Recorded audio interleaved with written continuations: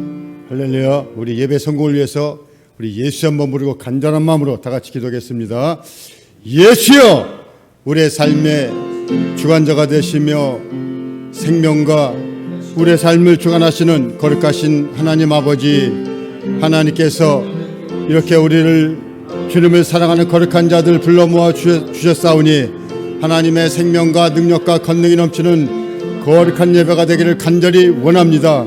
진정으로 이 어렵고 어려운 환경 속에서 하나님께서 우리 온 교회를 사랑하시고 하나님의 그 능력 안에서 우리 하나님을 사랑하는 거룩한 자들 하나님께서 일일이 기억하여 주시옵시고, 이렇게 비록 비대면으로 하나님 앞에 예배를 드릴지라도 우리 아버지 하나님의 그 크신 은혜가, 그 크신 능력의 역사가 온 곳에 넘쳐나게 도와주옵시고, 예배하는 곳마다 하나님의 생명이 넘치게 도와주시옵소서. 예배하는 곳마다 성령의 역사가 넘쳐나게 도와주옵시고, 예배하는 곳곳마다 하나님의 시선에 사로잡힌 거룩한 예배가 되기를 간절히 원합니다. 하나님의 시선은 온 땅을 두루 살피시사 전심전력으로 하나님을 찾는 자들을 향하여 능력을 베푸신다고 했사오니, 하나님 아버지여, 예배하는 곳곳마다 하나님의 능력이 넘치게 도와주시옵소서. 예배하는 곳곳마다 하나님의 시선이 아버지 넘쳐나게 도와주시옵시고, 아버지 하나님의 그 능력이 넘쳐날 수 있도록 우리 주께서 역사하시고 인도해 주시옵소서. 우리의 마음과 뜻과 행동과 모든 생각까지도 하나님 앞에 하나님을 향하게 도와주시옵시고, 하나님 앞에 영광을 돌릴 수 있는 거룩한 자가 되게 도와주시옵시되, 살아역사하시는 하나님을 바라보며 하나님의 그 은혜를 사모하는 거룩한 자들 되게 도와주시옵소서. 아버지 하나님의 그 크신 은혜를 사모하는 거룩한 자들 되게 도와주시옵소서. 하나님 아버지, 코로나19로 인하여 어려운 일 당하는 자 한 사람도 없도록 도와주시옵시고, 우리 주님께서 늘 불꽃 같은 눈동자로 온 성도를 보호하여 주옵소서. 온 성도는 하나님의 그 은혜 안에서 보호받음으로 이 어려운 난관을 잘 극복하게 도와주시옵시고, 코로나19로 인하여 어려운 일 당하는 성도가 한 사람도 없도록 우리 주께서 역사하시고 인도하여 주옵소서. 아버지 하나님이여, 이 코로나19가 속히 아버지 물리칠 수 있도록 도와주옵시고, 속히 떠날 수 있도록 도와주옵시되, 하나님 아버지 이께서 함께 역사해 주시사 이 어려운 난관을 잘 극복할 수 있는 거룩한 역사가 있도록 우리 주께서 역사하시고 인도해 주옵소서. 전지하시고 전능하신 하나님의 그 능력이 아버지 하나님 온 성도들을 통해서 나타나게 도와주옵시고, 온 성도는 하나님을 사모함으로 이 어려운 난관을 잘 극복할 수 있는 거룩한 역사가 있도록 우리 주께서 역사하시고, 그 크신 은혜가 온 성도를 통해서 나타나게 도와주옵소서. 하나님의 그 생명의 역사가 나타나게 도와주옵소서. 아버지 하나님의 그 크신 은혜가, 아버지 하나님의 거룩한 역사가 온 성도들을 통해서 나타날 수 있도록 우리 주께서 역사하시고 인도하여 주옵소서. 하나님의 말씀은 우리 영혼의 등이요 우리 발길의 등이라고 했사오니, 하나님 아버지여, 그 크신 그 은혜를 사모하며 말씀을 사모하는 거룩한 자들 되게 도와주옵시고, 말씀을 사모하는 거룩한 성도들을 통하여 하나님의 그 은혜를 소유하고 아버지 하나님께 영광을 돌리시며 하나님의 그 말씀에 순종하면 거룩한 자들 되게 도와주옵소서. 아버지 하나님의 진정으로 주님의 그 은혜를 사모하는 거룩한 자들 되게 도와주옵소서. 예배 속에 거하시는 우리 아버지 하나님을 만나게 부족함이 없도록 우리 주께서 역사하시고 크신 능력 거룩하여 주옵소서. 생명이 넘치는 예배, 하나님의 은혜가 넘치는 거룩한 예배, 아버지 하나님께만 영광을 돌릴 수 있는 거룩한 예배가 되기를 간절히 바랐고 원하오며 예수 이름으로 기도합니다. 아멘. 우리 비대면으로 예배를 드릴지라도 예배 속에 거하시는 우리 하나님을 만나는 예배, 하나님 앞에 영광과 감사가 드리는 거룩한 예배가 되기를 바랍니다. 하나님은 영이시니 영과 진리로 예배하는 거룩함이 있기를 간절히 원합니다.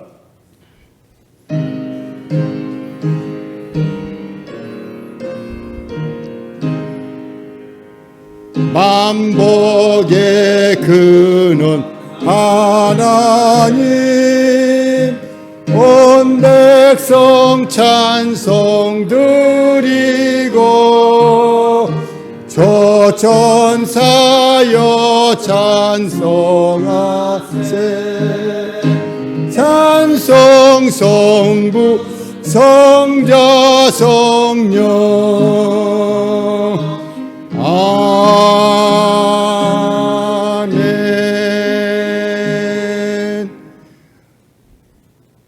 우리의 진리가 되시고 생명이 되시며 우리의 영원한 생명이 되시는 하나님을 사모하는 거룩한 예배가 되기를 간절히 원합니다. 진정으로 예배 속에 거하시는 하나님을 만남으로 우리 아버지 하나님께 영광을 돌릴 수 있는 또한 거룩한 예배가 되게 도와주옵시고 우리에게는 한량없는 은혜와 축복의 역사가 넘쳐나게 도와주옵소서. 아버지 하나님, 우리 마음과 뜻과 행동과 모든 생각까지도 성령으로 지배받으며 진리로 자유함을 얻을 수 있는 능력의 예배가 되기를 또한 원합니다. 예배 속에 거하시는 우리 아버지 하나님, 도무지 악한 것이 틈타지 아니하도록 도와주옵시고 하나님께서 홀로 영광 받아 주옵소서. 감사하며 예수님의 거룩하신 이름으로 기도합나이다. 아멘. 하늘에 계신 우리 아버지여, 이름이 거룩히 여김을 받으시오며 나라의 임하옵시며 뜻이 하늘에서 이루어진 것 같이 땅에서도 이루어지이다. 오늘날 우리에게 일용할 양식을 주옵시고 우리가 우리에게 죄지은 자를 사하여 준 것 같이 우리의 죄를 사하여 주옵시고 우리를 시험에 들게 하지 마옵시고 다만 악에서 구하옵소서. 나라와 권세와 영광이 아버지께 영원히 쌓옵나이다. 아멘. 우리 찬송가 259장 하시겠습니다.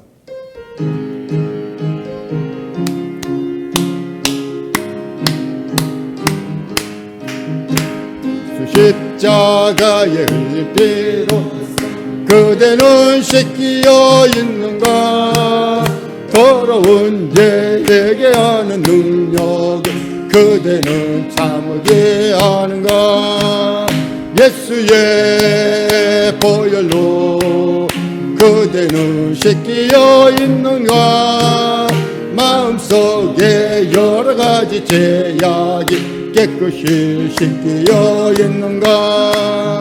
주 예수와 밤낮으로 늘 함께 그대는 행동을 하는가. 그누나 어디서나 그대는 십자가 붙들고 있는가.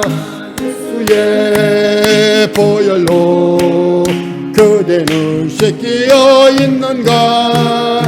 마음속에 여러 가지 죄악이 깨끗이 씻기어 있는가. 주님 예수 다시 올 때 그대는 영접할 예복이 있는가. 그대 몸은 거룩한 곳 성국에 들어갈 준비가 됐는가.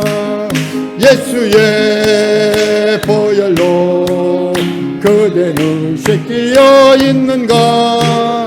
마음속에 여러 가지 죄악이 깨끗이 씻기어 있는가. 모든 죄에 더러워진 예복을 주 앞에 지금 다 벗어서 샘물같이 솟아나는 보혈로 눈보다 더이게 씻어라. 예수의 보혈로 그대는 씻기어 있는가. 마음속에 여러 가지 죄악이 깨끗이 씻기어 있는가. 할렐루야. 그렇지 하고 자비하신 하나님 아버지, 오늘 귀한 날 우리에게 허락하여 주시옵시고 또 주 앞에 예배 드리고 그 인도하심을 감사를 드립니다. 하나님 아버지, 우리가 이 세상 살아가는 동안에 오직 주 예수 말고는 아무것도 없다는 것을 다시 한번 우리가 알게 도와주셔서 하나님 아버지, 우리의 믿음으로 남은 하나님을 가까이 하며 주께 나아가는 우리의 믿음 생활이 되어지도록 역사하여 주시옵소서. 우리 하나님 비지고 하나님 아버지, 주대로 말씀대로 산다고도 하면서도 우리 하나님 여전히 환경에 얽매이고 하나님 또 자기 생각에 얽매여서 하나님 주님보다 앞서갈 때가 많았고 하나님 또한 우리가 하나님 세상 살아갈 때에도 먼저 아버지가 기도하지 않은 것들을 하나님 많이 있음을 고백합니다. 우리 하나님 아버지 또한 이곳에 돌아오지 못하는 하나님 아버지의 그런 많은 일들도 하나님 우리 삶에서 많이 일어나고 있습니다. 우리 하나님 아버지, 우리가 주께 돌이키지 못한 모든 심령들을 우리 하나님 용서하여 주시옵시고 우리 남은 더 주님을 의지하고 하나님의 사랑하는 우리 믿음이 되어지도록 역사하여 주시옵소서.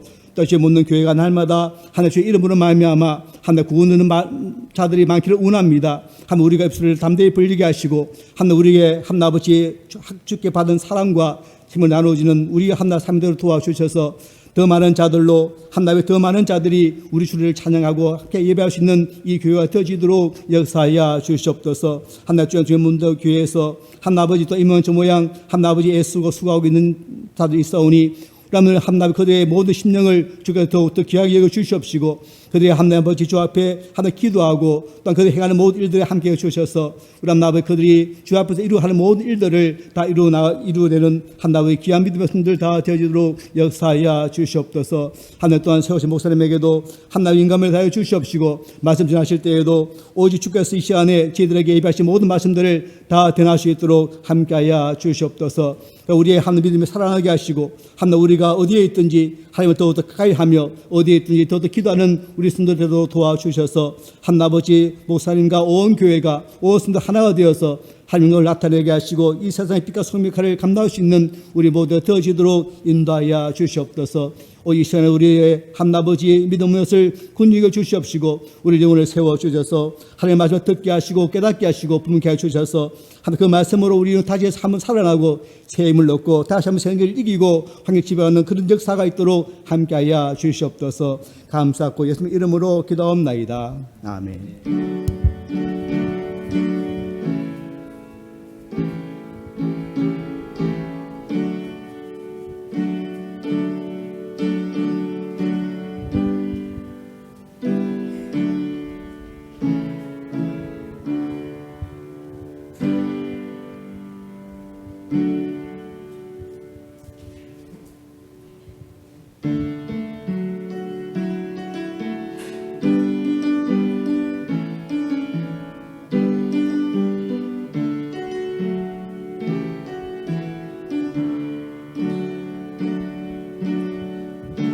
하지 않아도 정결하게 사는 삶 가진 것이 적어도 감사하며 사는 삶 내게 주신 작은 힘 나눠주며 사는 삶 이것이 나의 삶의 행복이라고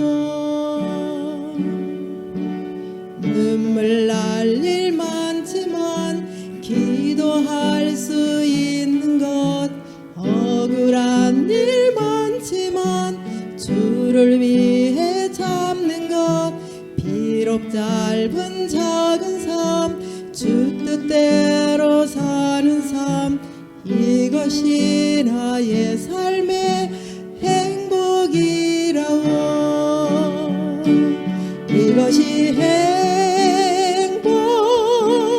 행복이라고 세상은 알 수 없는 하나님 선물 이것이 행복이라고 하나님의 자녀로 살아가는 것 이것이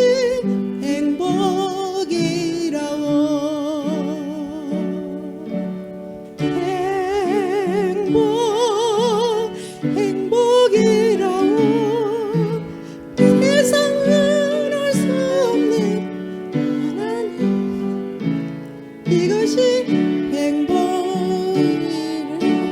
행복이라고 하나님의 자녀로 살아가는 것 이것이 행복이라고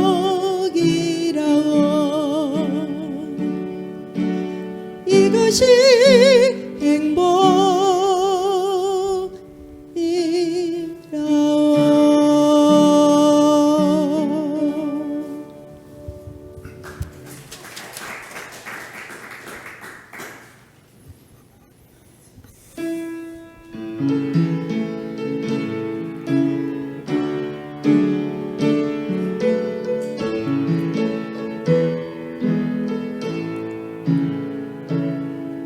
찬양하라 내 영혼아 찬양하라 내 영혼아 온 마음과 정성 다해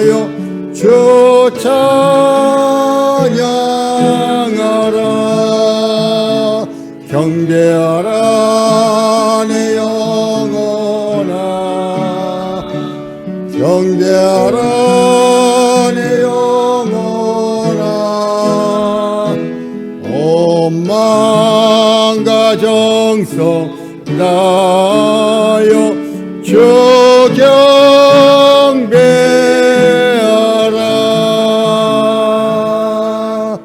할렐루야. 주님의 은혜가 충만한 거룩한 예배가 되기를 간절히 바랍니다. 우리 하나님의 말씀을 보겠습니다. 우리 창세기 13장 1절에서 13절까지 우리 다 같이 합독하겠습니다.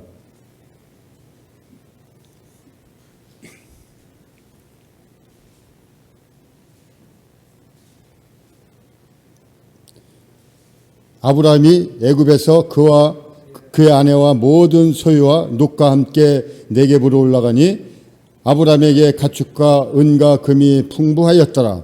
그가 네겝에서부터 길을 떠나 베델에 이르며 베델과 아이 사이에 전에 정막 졌던 곳에 이르니 그가 처음으로 제단을 쌓은 곳이라. 그가 거기서 여호와의 이름을 불렀더라. 아브라함의 일행 녹도 양과 소와 장막이 있으므로 그 땅이 그들에게 동거하기에 넉넉하지 못하였으니 이는 그들의 소유가 많아서 동거할 수 없음이니라.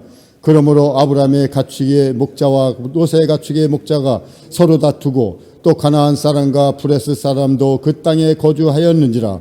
아브라함이 롯에게 이르되 우리는 한 친족이라 나나 너나 내 목자나 서로 다투게 하지 말자.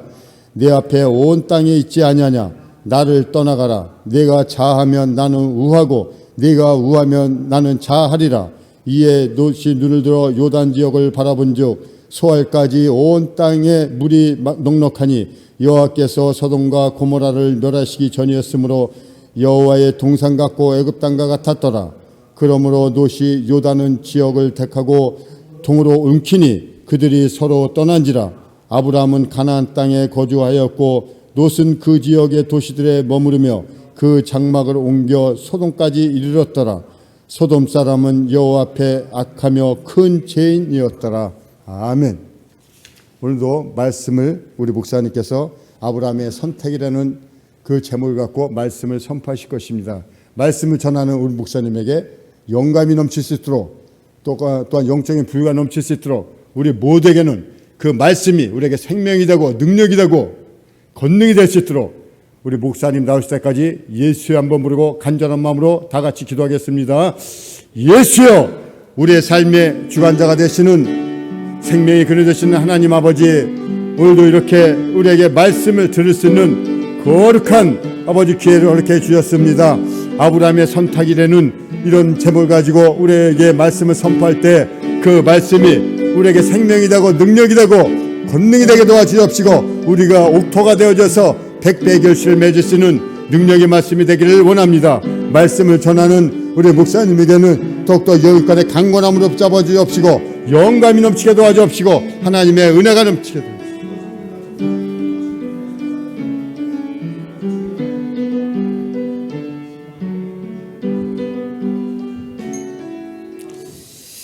살아계신 우리 하나님 아버지, 이렇게 온 나라가 또 전 세계가 코로나로 인해서 어려운 이때에도 우리 하나님을 우리가 기억하게 하시고 나와 예배할 수 있도록 도우심을 감사합니다. 우리의 삶이 비록 힘들고 어려울지라도 늘 하나님께 나와 믿음으로 예물을 드리는 우리 모든 성도들에게 복이 있게 도와주시고 그들의 영혼도 그들의 마음도 그들의 가정도 그들의 사업도 이제부터 하나님이 형통케 지켜주시고 하나님의 은혜가 넘치는 삶이 될 수 있도록 인도하여 주시옵소서. 세상은 점점 더 어려워져 가고 있을지라도 우리는 점점 더 주님과 가까워지는 삶을 살게 도와주시고 하루하루 모든 삶이 하나님이 함께 하시는 또 주님이 보장하시는 복된 삶이 될 수 있도록 인도하여 주시옵소서. 예수님의 이름으로 기도합니다. 아멘.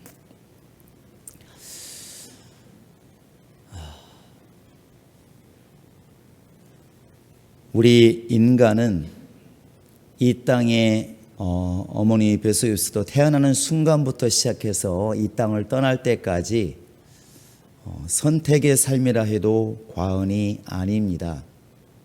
물론 젖먹이 때는 자기가 선택할 수 있는 것이 없습니다. 그렇다고 해서 없는 건 전혀 아니죠. 어린아이들 이렇게 보면 말도 못하고 기지도 못합니다. 그런데 쓴 것을 이렇게 주어보면 뱉어냅니다. 먹질 않고 단순한 선택이죠.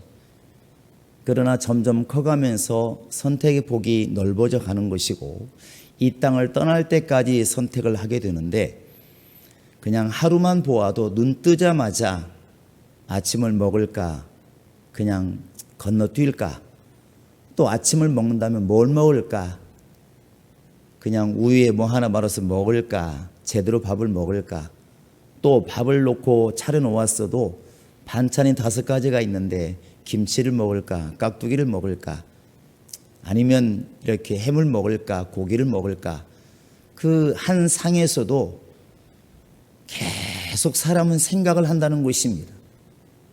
그것이 바로 선택이죠.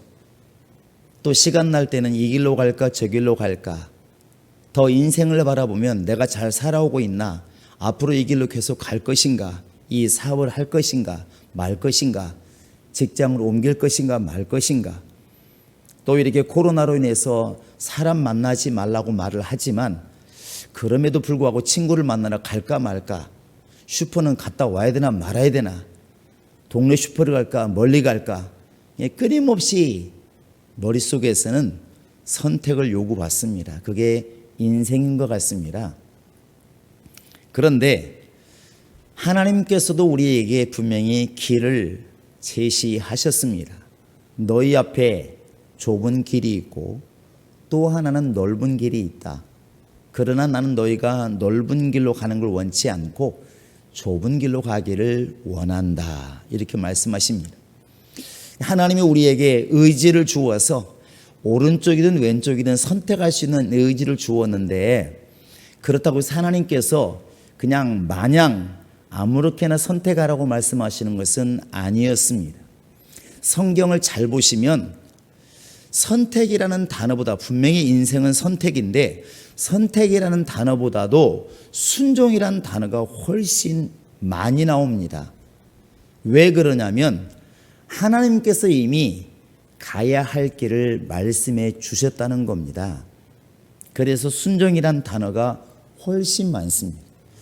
아브라함에게도 창세기 12장에서 본토 친척 아비 집을 떠나라 할 때에 어디로 가야 되겠습니까? 아브라함은 또 선택의 괴로움이 있습니다. 그런데 하나님께서는 거기서 끝나는 게 아니라 내가 네게 지시할 땅으로 가라.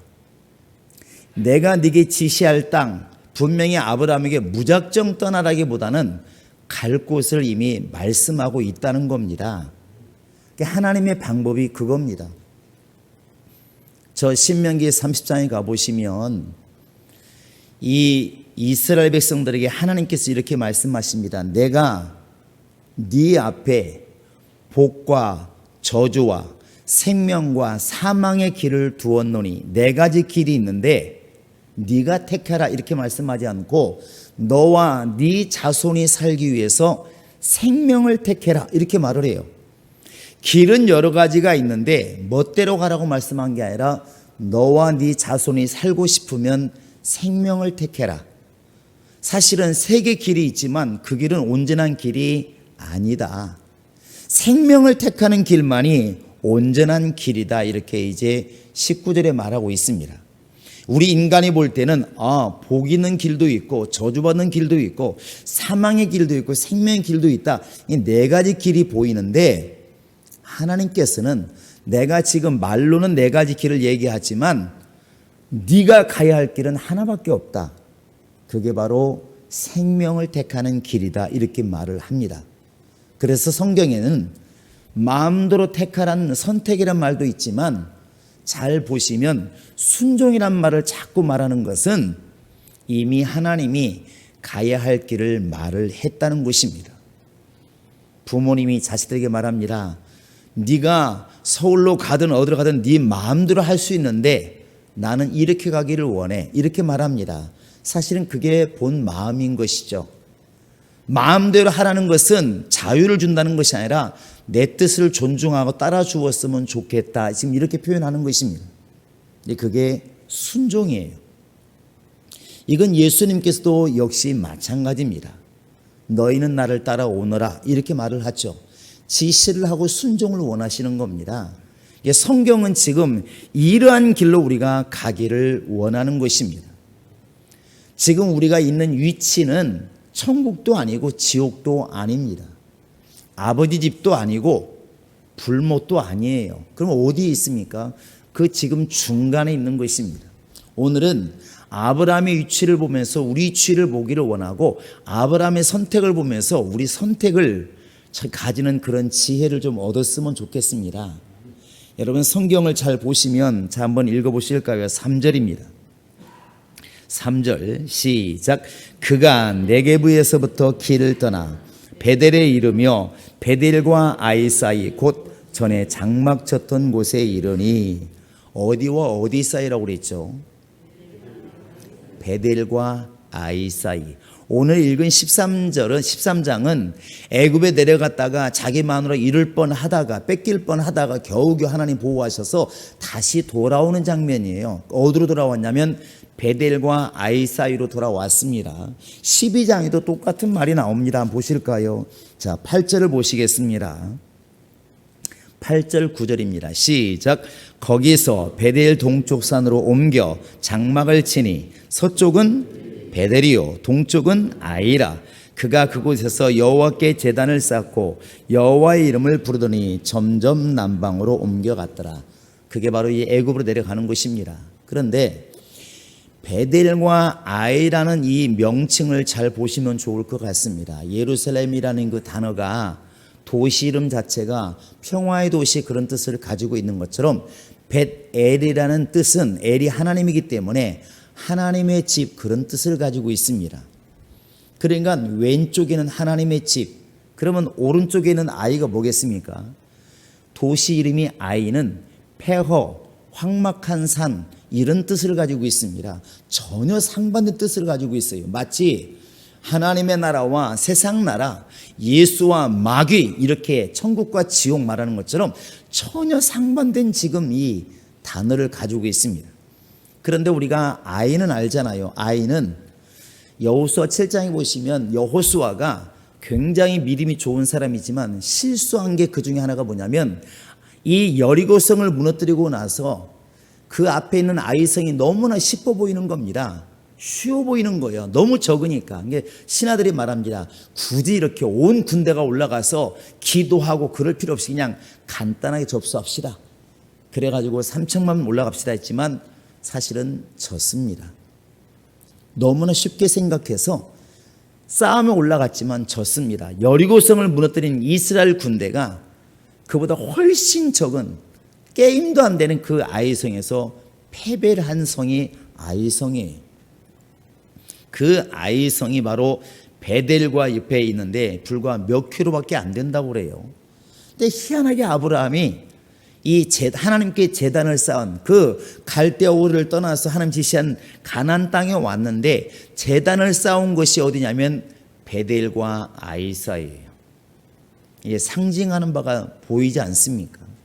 왜 아브라함이 하나님의 집과 폐허라고 말하는 그런 성 사이에 이렇게 단을 쌓았을까? 왜 거기에 자리를 잡았을까? 그게 바로 여러분과 지금 우리의 모습이라는 겁니다.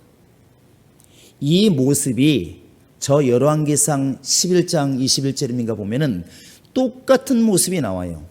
우리의 모습이기도 하고 이스라엘의 모습이기도 하고 인간의 모습이기도 한데 그때 어떤 상황이었었냐면 이 아합 왕과 이세벨 그 부인 이세벨이 하나님 믿는 사람은 무조건 잡아 죽입니다. 엘리야가 생각할 때 자기밖에 남지 않았습니다. 근데 이제 엘리야가 아합과 만나는 장면이 나옵니다. 근데 서로 상반된 눈을 가지고 있어요. 그래서 엘리야가 말합니다. 왜 하나님의 사람들을 다 죽입니까? 나밖에 남지 않았습니다. 이렇게 말하는데 아합은 뭐라고 말하냐면 네가 이스라엘을 괴롭히는 자냐? 이렇게 물어요. 그러니까 아합 입장에서는 이 이스라엘 괴롭힌 게 누구냐면 이 엘리야라고 생각을 하는 것입니다. 그러니까 엘리야가 무슨 말 하냐면 정말로 당신과 당신의 아내가 믿고 있는 바알이 진짜 하나님인지 내가 믿고 있는 하나님이 진짜 하나님인지 한번 봅시다. 어떻게 쓰면 좋겠느냐? 저 갈멜산으로 모이라고 하십시오. 당신은 왕이니까 한번 거기서 진짜 우리가 한번 겨뤄봅시다. 증거를 봅시다. 그러니까 이제 아합이 불러 모았습니다. 바알 선지자 450명, 아세라 선지자 400명, 총 합치면 850명이 모였습니다. 갈멜산 가보니까 그냥 높지 않지만 둥글둥글한 산입니다. 거기에 이제 엘리야는 혼자 있습니다. 근데 우리가 알고 있는 그 정말 소를 태우고 물을 태웠던 이적은 그 뒤에 나와요. 근데 백성들이 이제 무슨 일이 벌어질까 다 갈멜산에 꽉 차게 모였습니다. 얼마나 이건 좋은 구경거리고 신기하고 어떻게 될까 궁금하지 않았겠습니까? 그런데 바알 선자들은 자기들이 신이 최고라고 생각하고 열심히 모였을 것이고 엘리야는 내가 믿는 하나님이 진짜라고 믿고 지금 모이라고 한 것이고 여기 실패하면 죽는 거 아니겠습니까? 그런데 이때 우리가 지금 보는 것은 백성들이에요. 백성들이 어떻게 하고 있냐면 850명보다 훨씬 많은 사람이 모였겠죠. 그 사람들이 어떻게 하고 있냐면 중간에 있다는 것입니다. 중간에 있어요. 바알 편도 아니고 하나님 편도 아니고. 그러니까 엘리야가 이적을 일으키기 전에 이렇게 백성들에게 외칩니다. 백성들아, 만약에 바알이 진짜 하나님이라고 믿으면 바알을 섬겨라. 그러나 여호와 하나님이 진짜 하나님이라고 믿는다면 너희는 하나님 편에 서라. 왜 중간에서 머뭇머뭇하고 있느냐 이렇게 외칩니다. 이건 이적을 일어나기 전이에요. 만약에 물이 하늘에서 불이 내려와서 물을 사려고 재물을 사려는 다음에 물어봤으면 누구나 이쪽으로 가겠죠. 그러나 이적이 없습니다. 숫자로 보아도 850대 1이니까 이 엘리야 편에 들기가 어려운 거예요. 백성들은 굉장히 영리해가지고 중간에 있다는 것입니다. 이 머뭇머뭇이라는 단어를 여러분 잘 가슴에 새기시기 바랍니다. 이 머뭇머뭇 신앙이 하나님이 가장 싫어하는 신앙이라는 것이죠. 너희가 차지도 않고 덥지도 않으니 내가 토하여 내치리라. 우리는 이 말씀을 너무나 잘 알고 있습니다. 그런데 세상에서 지혜는 중간에 있는 것이 가장 지혜로운 것입니다. 나는 안 믿는 것도 아니고 믿는 것도 아니야. 나는 교회 다니는 사람들 나쁘다고 생각하지 않고 믿는 거 나쁘다고 생각하지 않아. 그렇다고 해서 불신자들 나쁘다고 말하면 안 돼. 굉장히 영리한 대답인데 그게 인간의 모습이라는 것입니다. 우리가 지금 서 있는 자리도 그런 자리고 사람들이 추구하는 자리도 그런 자리를 지금 추구하고 있다는 것이죠. 베델과 아이 사이, 바로 하나님의 집과 폐허라고 말하는 그 중간에 지금 우리가 서 있다는 것입니다. 출애굽으로 얘기하면 애굽도 아니고 약속의 땅 가나안도 아니고 지금 중간에 있는 것입니다. 그게 교회입니다. 우리는 세상이라 말하는 애굽에서 나왔긴 나왔는데 온전한 믿음을 못 가지면 분명히 광야교회에 있으면서도 어디를 바라보냐면 과거에 있었던 세상을 바라보는 거예요. 뭔가 이상하잖아요. 지금 우리는 중간에 광야에 있는데 광야가 교회라고 지금 분명히 사도행전 7장 38절에서 스데반이 말합니다. 광야가 교회예요. 여기는 지금 애굽도 아니고 저 앞에 눈에 보이는 약속의 땅 가나안도 아닙니다. 교회는 지금 중간에 있는 것입니다. 그런데 믿음 없는 사람들은 교회 안에 있으면서도 세상을 바라보고 믿음으로 사는 사람들은 광야에 있으면서 약속의 땅을 바라본다는 것입니다. 근데 하나님 누구를 기뻐하시냐면 광야에 있으면서 중간에 있으면서 베델을 보는 사람을 원하는 것입니다. 약속의 땅을 보는 사람을 원하는 거예요. 그런데 대다수의 신앙인들이 과거 저 애굽을 바라본다는 것입니다. 이 지금 베델과 아이사에 있는 아브라함이 어떤 선택을 하느냐에 따라서 아브라함은 망할 수도 있고 흥할 수도 있습니다. 그런데 아브라함은 이 두 가지를 다 겪었어요. 두 번을 겪었습니다. 똑같은 자리에서 첫 번째는 12장에 아까 읽으신 것처럼 8절 이하에 보시면 아브라함이 베델과 아이 사이에 뭘 쌓았다고 그랬습니까? 제단을 쌓았어요. 하나님께 대한 신앙을 보이는데 분명히 하나님을 알고 하나님께 제단을 쌓았습니다. 굉장한 믿음이에요. 신앙생활 열심히 했다는 겁니다. 그런데 환경을 극복하지 못했어요. 자, 우리 한번 10절 읽어보실까요? 자, 창세기 12장 10절입니다. 자, 시작. 그 땅에 기근이 들었으므로 아브라함이 애굽에 거류하려고 그리로 내려갔으니 이는 그 땅에 기근이 심하였더라.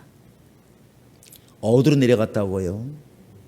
애굽은 세상입니다. 그래서 저 이사야 31장에 보시면 도움을 청하려고 애굽으로 내려가는 사람은 화가 있을진저 그랬습니다. 그럼 우리는 이렇게 말을 해요. 이렇게 기근이 들었는데 어떡하라고? 힘든데 어떡하라고? 지금 아브라함이 먹을 것도 많고 모든 게 풍성한데 그냥 세상이 좋아서 애굽에 간 게 아닙니다. 그럴 수밖에 없는 거예요. 힘든 수밖에 없는 상황이니까 누가 생각해도 아브라함을 뭐라 할 사람 없습니다. 먹고 살아야 되니까 어떡하겠습니까? 나 예배 드려야 되는 걸 알고 있고 신앙생활 해야 되는 걸 알고 있는데 못 꾸면 포도청이나 교회 못 나간다 바빠서 이렇게 말하는 거 똑같은 겁니다. 누가 들어도 눈물 나고 안쓰럽고 답답한 것이죠. 그런데 문제는 신앙인이 그렇게 바로 베델을 택하지 못하고 세상을 택했을 때 돌아오는 게 뭐냐면 신앙도 손해가 나고 환경도 풀리지 않더라는 것입니다.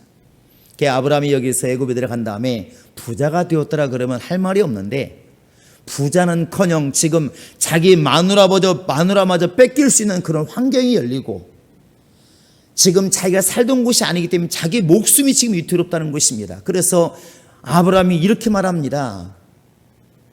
만약에 사람들이 당신을 누구냐고 묻거들랑 내 아내라고 말하지 말고 뭐라고 말을 하라고? 나의 누이 동생이라고 말을 해라. 왜냐하면 나 죽을지 모르니까. 당신이 내 부인이라고 말하면 당신을 얻기 위해서 나를 죽일지 모르니까. 이 말이 현실에서는 얼마나 두렵고 얼마나 떨리고 내일에 대한 자신감이 없으면 이렇게 말을 하겠습니까? 차라리 아내를 줄지언정 내가 살고 봐야 되지 않겠습니까? 그게 아브라함의 모습이에요. 애굽에 내려가는 그 아브라함의 모습이었다는 것이죠. 가끔 우리가 그런 걸 많이 보잖아요. 내가 이렇게 교회 열심히 다니고 신앙생활 열심히 하다 보니까 너무나 생활이 안 풀린 것 같아서 사실은 신앙생활 적당히 하고 세상에 돌아가 보면 세상에서 엄청난 성공을 하느냐 몇 년 지나서 보면 결과가 그렇지를 못하더라는 것이죠. 신앙은 신앙대로 많이 퇴보하고 그 환경이 엄청나게 풀렸냐 그것도 아니고 헤매는 경우가 참 많습니다. 그래서 아브라함이 베델과 아이 사이에서 첫 번째 택한 애굽에서는 망한 겁니다. 실패한 겁니다. 그래서 이 아브라함이 돌아오게 됐죠. 돌아오는 모습이 이제 우리가 지금 13장에 보신 거 알겠지만 네게브에 돌아온다 이렇게 말하는데 네게브는 브엘세바 남쪽에 있는 사막, 이스라엘로 말하면 가장 남쪽에 있는 사막이에요. 우리가 우리나라를 얘기할 때 한반도로 얘기할 때 한라에서 이렇게 하면 나올 줄 알았습니다. 한라에서 백두까지, 백두에서 한라까지 이렇게 얘기를 하잖아요. 이게 보통 한국을 얘기할 때 얘기하는 거예요. 그럼 이스라엘은 어떻게 얘기합니까? 이스라엘은 남쪽 브엘세바에서 저 북쪽 단까지 이렇게 얘기를 해요. 거꾸로 얘기한 것도 있습니다. 단에서부터 브엘세바까지.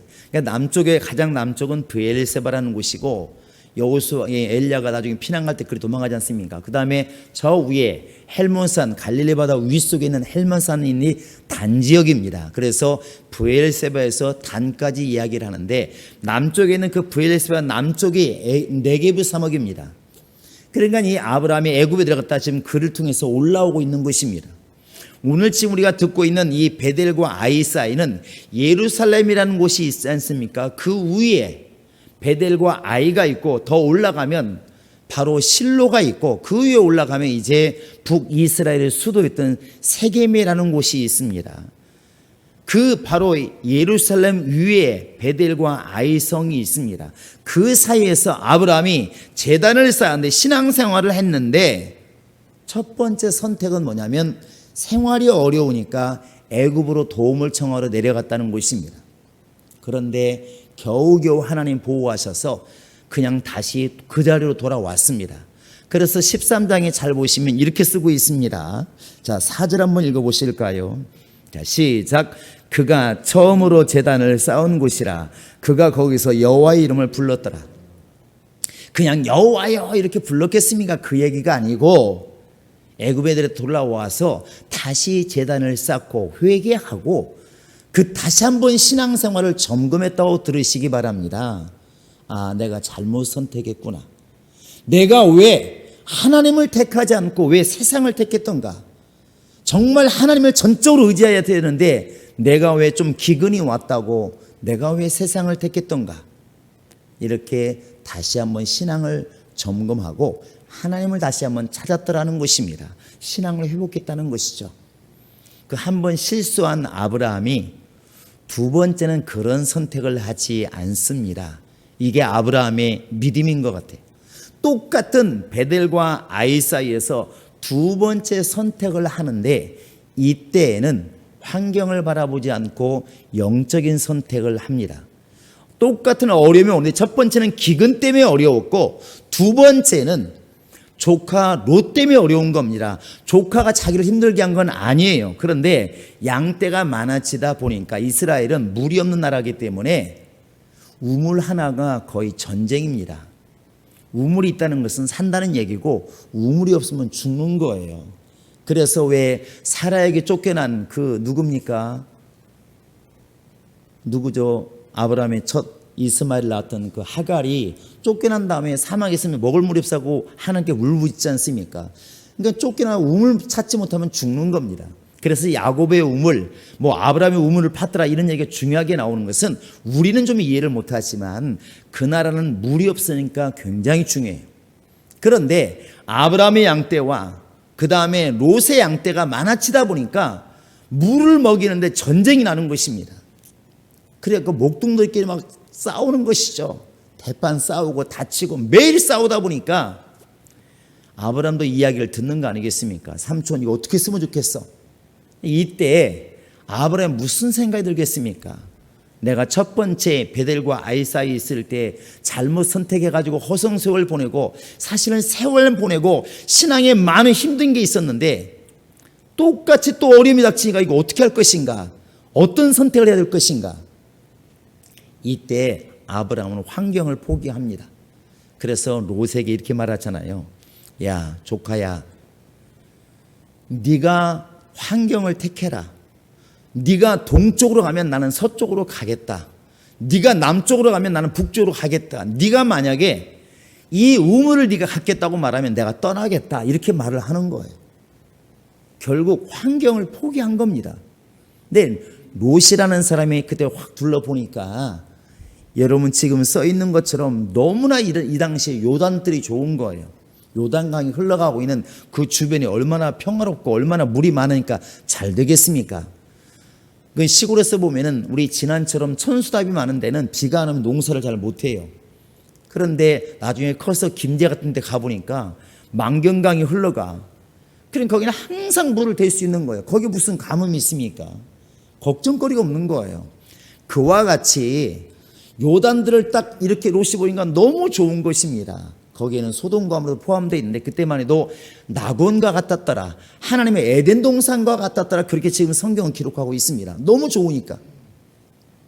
그러니까 롯이라는 사람이 삼촌 나 요단 쪽을 택할게 이렇게 말을 해요. 결국 아브라함은 이제 죽을 일만 남은 겁니다. 왜?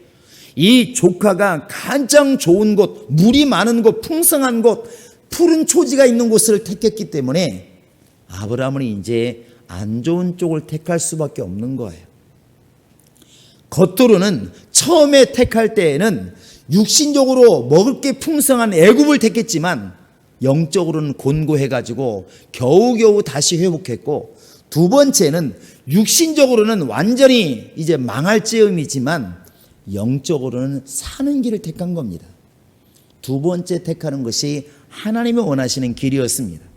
그렇게 이제 롯이라는 사람이 좋은 쪽을 택하고 나니까, 육신적으로 좋은 걸 택하고 나니까 아브라함은 비록 애국과 같이 풍성한 쪽을 택하지는 못했지만 누가 역사하냐면 하나님이 역사하시는 겁니다.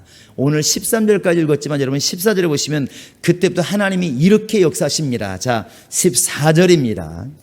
14절 시작.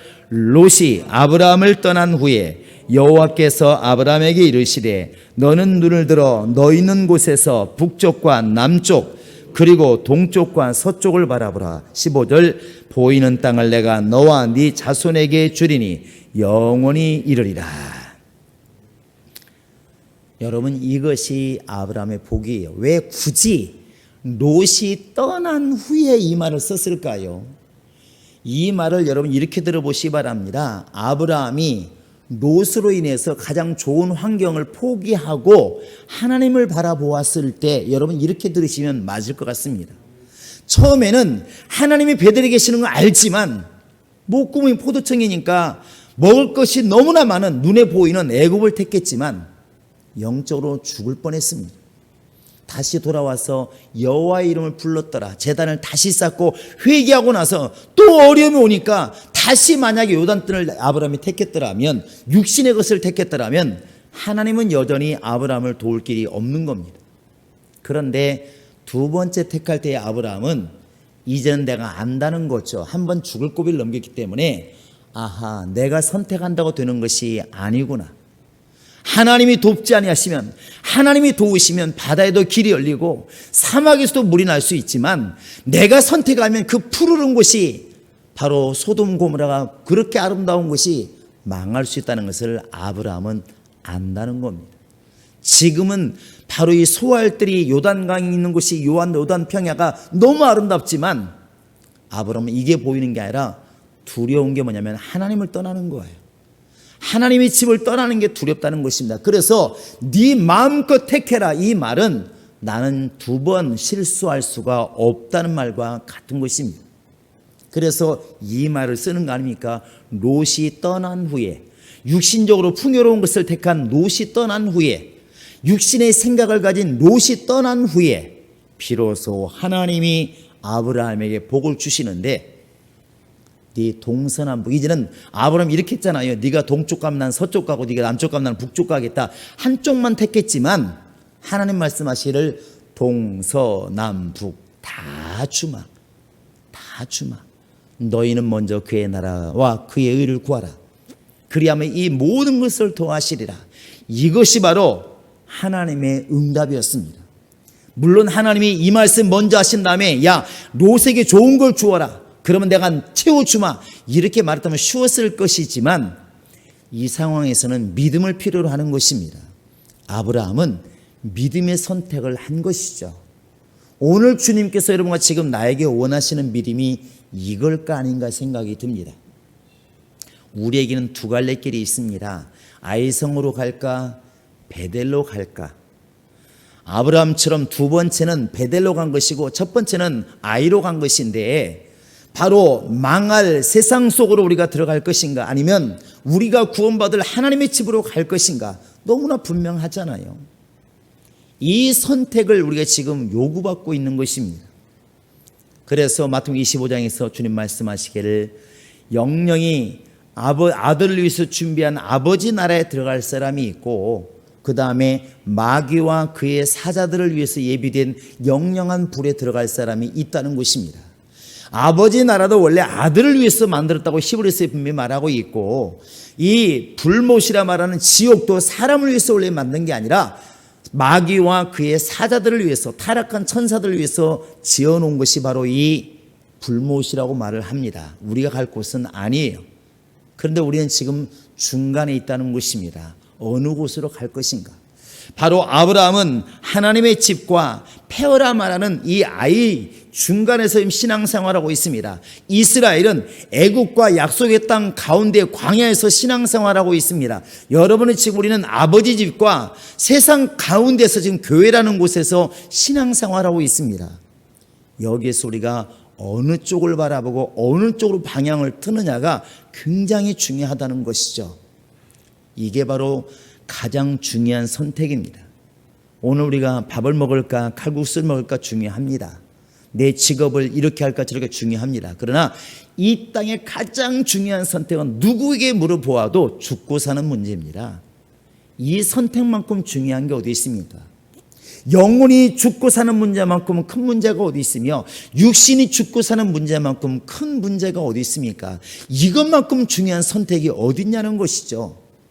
아무리 직장이 중요해도 내가 오늘 죽을지 모른다 그러면 직장 당장 그만둡니다. 왜? 이게 중요하니까 그런 거예요.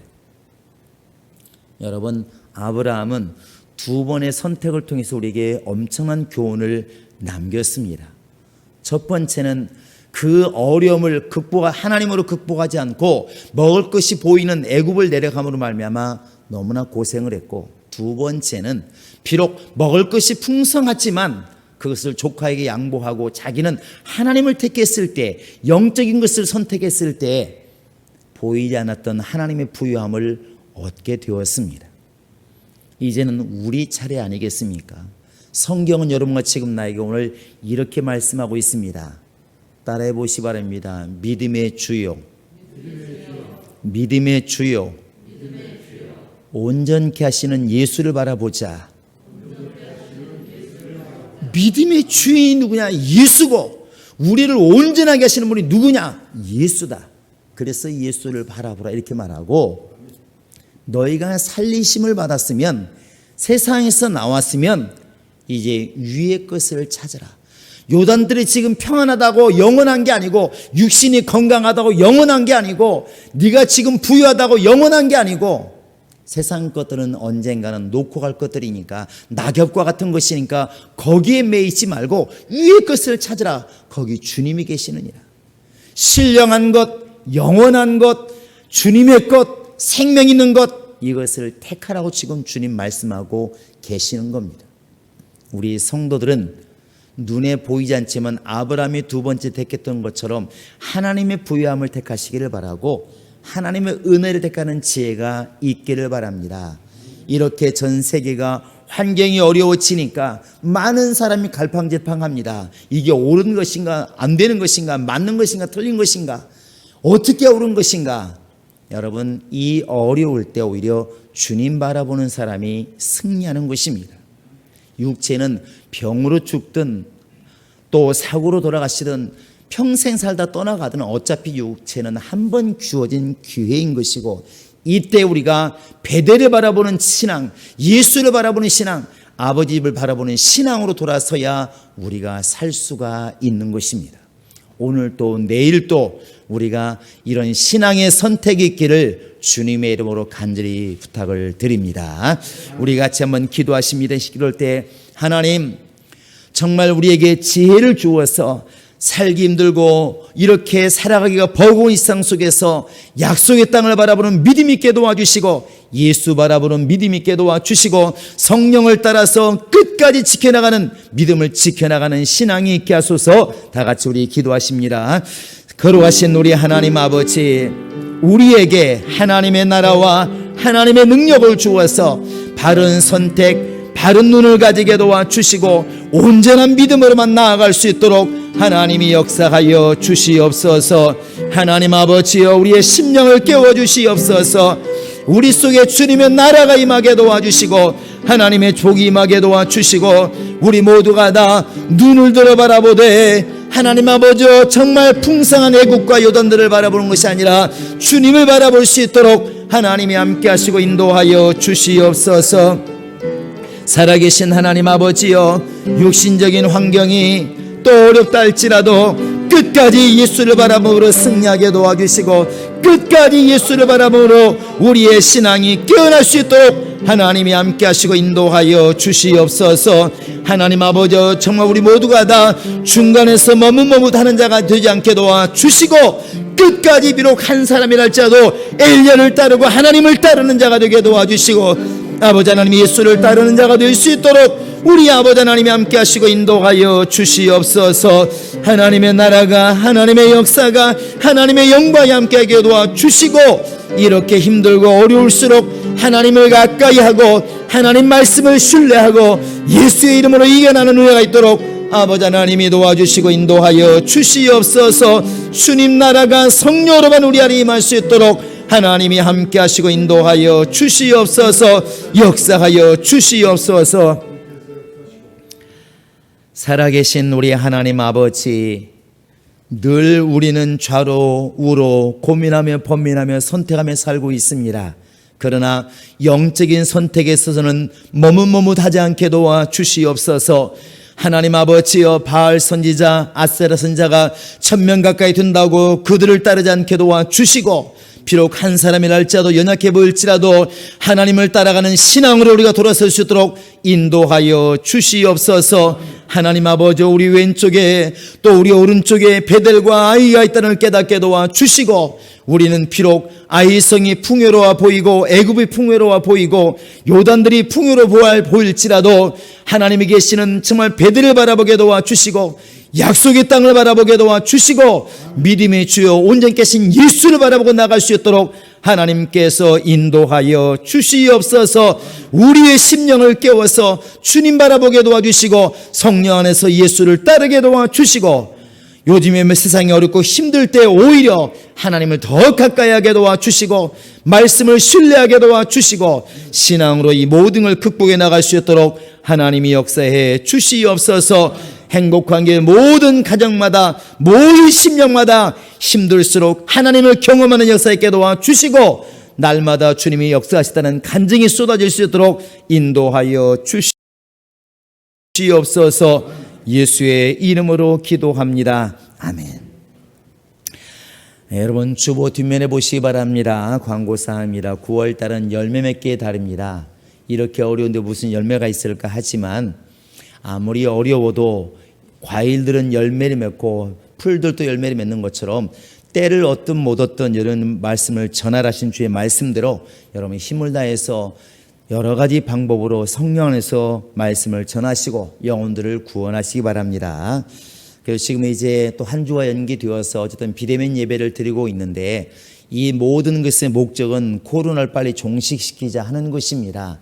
우리가 함께 기도해 주시고 여러분 스스로도 조심하셔서 어쨌든 코로나가 나로 인해서 더 이렇게 퍼지지 않도록 잘 단속해 주시고 이런 일들이 속히 잘 될 수 있도록 정상화될 수 있도록 우리 성도들은 좀 성숙한 신앙으로 교회를 위하시고 이웃을 위하는 그런 마음으로 함께 동참해 주시기 바랍니다. 대신에 우리는 이렇게 비대면으로 예배를 드리지만 인터넷으로 또 유튜브로 이렇게 보내고 있으니까 우리 성도들은 여러분 이 예배 실황을 또 지난 다음이라도 여러분 지금은 너무나 쉽잖아요. 손가락만 까딱하면 됩니다. 바로 이렇게 누르시면 실황을 바로 전할 수 있고 중계할 수도 있고 보낼 수도 있으니까 여러분들이 주변 사람들에게 알리셔서 함께 동참하는 그런 믿음으로 나아가 주시기를 바랍니다.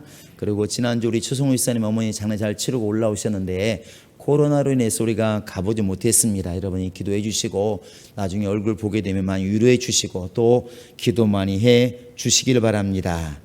우리 다 같이 일어나셔서 찬양하고 죽도록 마치겠습니다.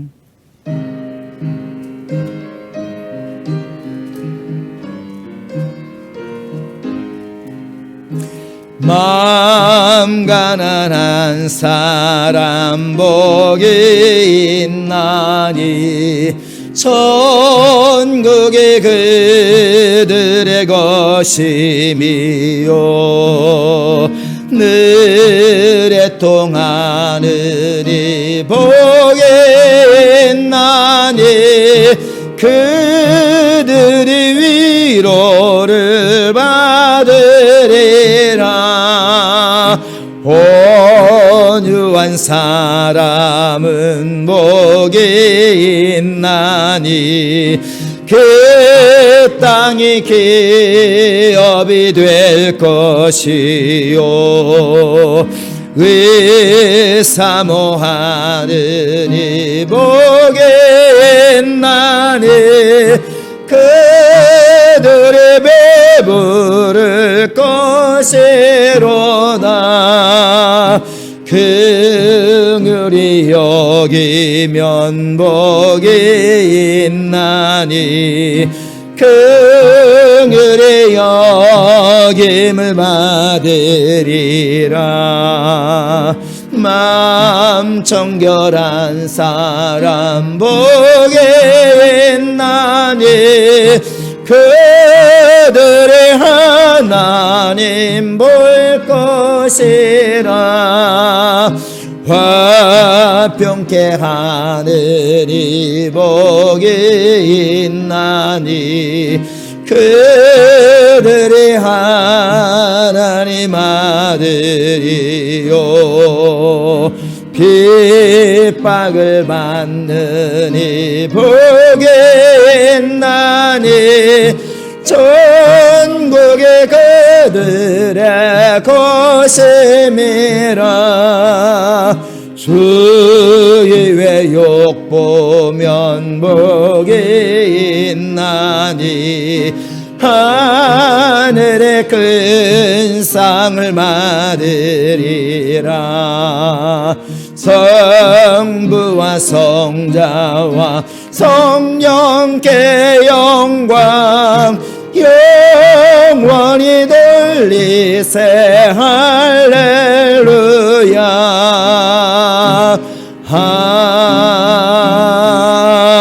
아멘.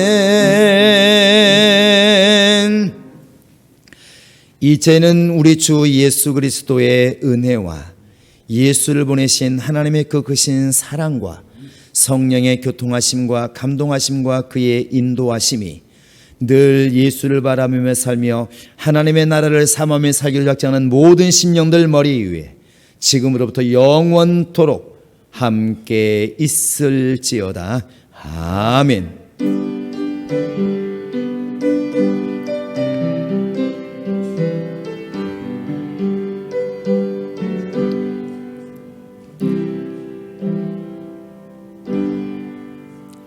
우리 예배를 받으신 우리 하나님께 모든 영광 돌리겠습니다.